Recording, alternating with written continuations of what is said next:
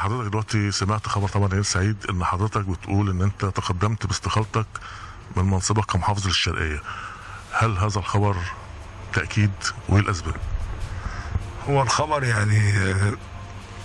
يعني شبه صحيح، او خلينا نقول انه صحيح ولكنه ليس دقيقا تماما، بمعنى انه في اجراء قانوني ودستوري مفهوم انه الحكومه بتتقدم باستقالتها للسيد الرئيس الجديد، وده تم النهارده، وكلفت الحكومه بتسيير الاعمال لحين حلف اليمين بالنسبه للسيد الرئيس.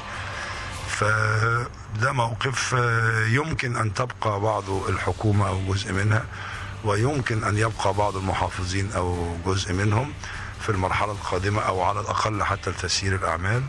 انا من زاويه يعني سياسيه ومن زاويه شرف الاختلاف السياسي والتطابق مع يعني الضمير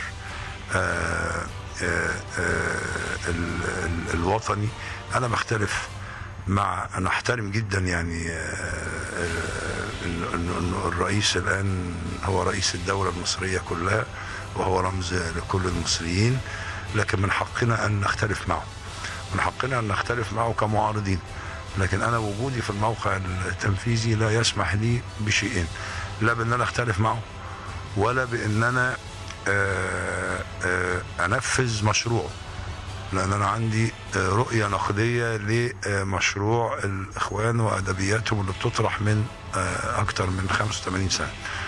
فده انا بختلف معه، ولا يمكن يعني في اطار ما سميته يعني شرف الاختلاف ان اعمل في ظل مشروع انا مختلف معه. لن استطيع العمل في ظل اي مشروع انا مختلف معه، وانا قلت ده مبكرا قبل الانتخابات الجوله الثانيه من انتخابات الرئاسه الاعاده، ان انا بختلف مع مشروع الدكتور مرسي ومشروع الفريق احمد شفيق، ولا يمكن ان اعمل في ظلهما حتى لو اختاروني يعني او اصروا على ان انا ابقى موجود.